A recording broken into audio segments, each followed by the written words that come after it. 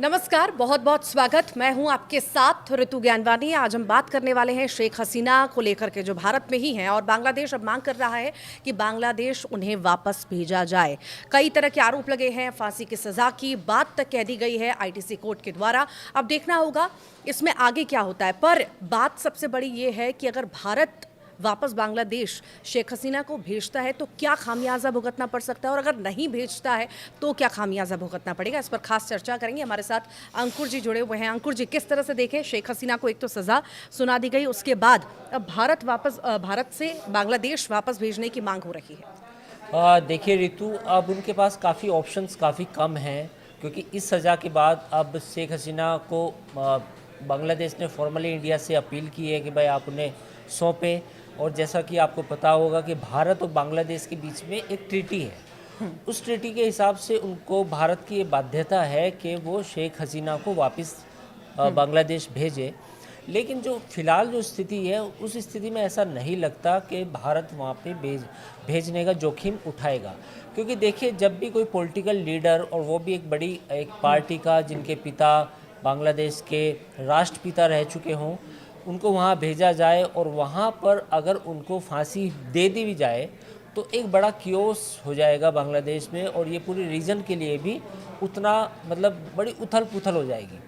दूसरी बात ये भी है कि इस समय जो सेंटीमेंट है वहाँ पर शेख हसीना के ख़िलाफ़, वो काफ़ी बड़ा है, काफ़ी खिलाफ है, और उसकी जो रूट्स हैं वो कहीं ना कहीं चरमपंथी और जो कट्टरपंथी ताकतें हैं बांग्लादेश की, जिसमें जमात इस्लामी भी है, उसके साथ जुड़ी हुई है। दूसरा इसमें पॉइंट ये भी आता है कि शेख मुजीबुर रहमान, जो उनके फादर कहा जाता है बांग्लादेश को, उनके भारत के साथ काफ़ी बड़े ताल्लुक़ थे। मुक्ति वाहिनी को इंडिया ने 1971 में सपोर्ट भी किया था। तो जब उस वक्त भारत ने मदद की बांग्लादेश को बनाने में, तो अब उनकी बेटी, यानी कि अब जो उनकी बेटी भारत में हैं, तो उनको कैसे सौंप दिया जाए, जबकि वहाँ पे हालात ऐसे अच्छे नहीं हैं। तो पहला पॉइंट तो ये है कि भारत के लिए काफ़ी मुश्किल भरा फैसला है, जो मुझे नहीं लगता कि ऐसा होने जा रहा है। अब उनके पास विकल्प क्या बचते हैं, दूसरा सवाल ये है। तो उनके पास जो विकल्प बचते हैं वो ये विकल्प ये है कि या तो वो यूएन में अपनी एक अपील दायर करें, या फिर जो अंतर्राष्ट्रीय कोर्ट है उसमें अपना मामला लेके जाएं।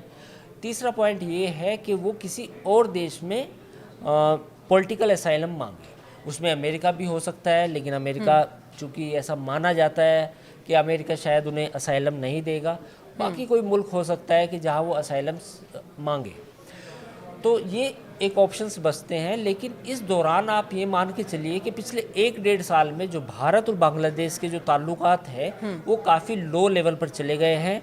और ये जो इंसिडेंट हुआ है, जो उन्हें सज़ा का ऐलान हुआ, इसके बाद तो हालात और बिगड़ से गए। टेक्निकली देखें तो दबाव आखिर क्यों नहीं बनाया जा सकता। मोहम्मद यूनुस दबाव तो बना रहे हैं, पर भारत को बाध्य क्यों नहीं कर सकते इसके लिए। देखिए, उसकी तो बड़ी वजह है।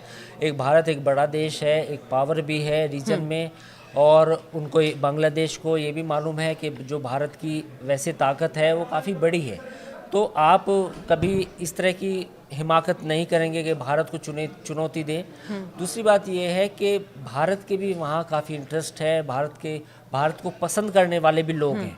वाइस वर्सा है, कुछ एक फ्रैक्शन ऐसा भी है जो भारत को नापसंद करता है, वो कट्टरपंथी है।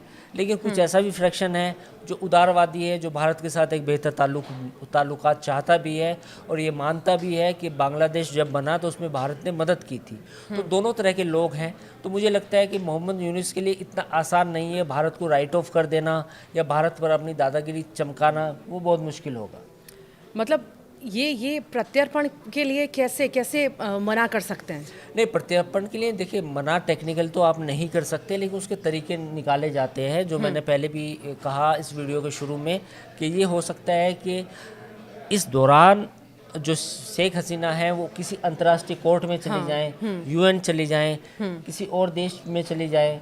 भारत के पास फिर ये कहने के लिए होगा कि इनका मामला चूंकि सब जुडिस है, दूसरे देश अंतर्राष्ट्रीय अदालत में चल रहा है, तो हम इनको प्रत्यर्पित नहीं कर सकते। तो कुछ टेक्निकल केस बनाया जा सकता है।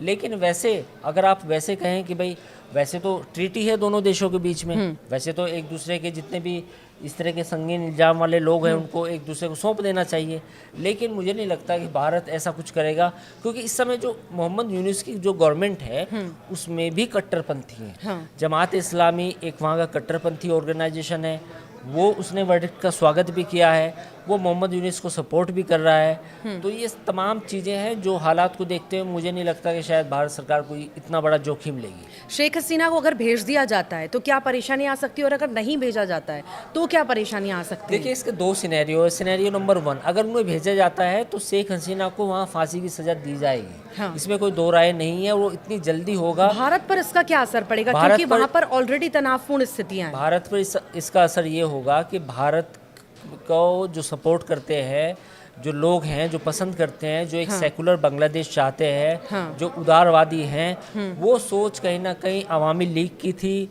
शेख हसीना की पार्टी की थी।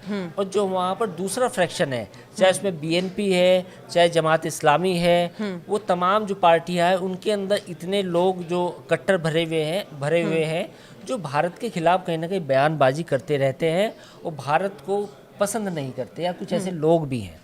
तो मुझे लगता है कि जो अवामी लीग का जो चेहरा है, जो उनकी राजनीति है, पॉलिटिकल जो सफ़र रहा है 1970-71 के बाद, वो एक सेकुलर उदारवादी, कहीं ना कहीं भारत के साथ बेहतर रिश्ते वाला रहा है।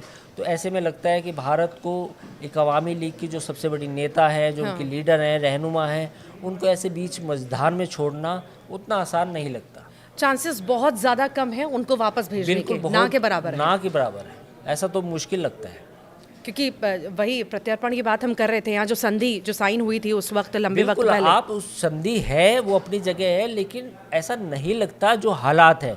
देखिए, यूनुस के आने के बाद कोई हालात में बेहतर ज़्यादा सुधार नहीं हुआ है। वहाँ पर जितनी कट्टरपंथी ताकतें थी उनकी ताकत बढ़ी, उन्होंने हिंदुओं पे अटैक करना शुरू करा। जो वहाँ के अल्पसंख्यक थे, बाकी माइनॉरिटीज़ थी, हिंदूज, क्रिश्चियंस और बाकी लोग थे, उनके जो धर्मस्थल थे उन पे अटैक किया।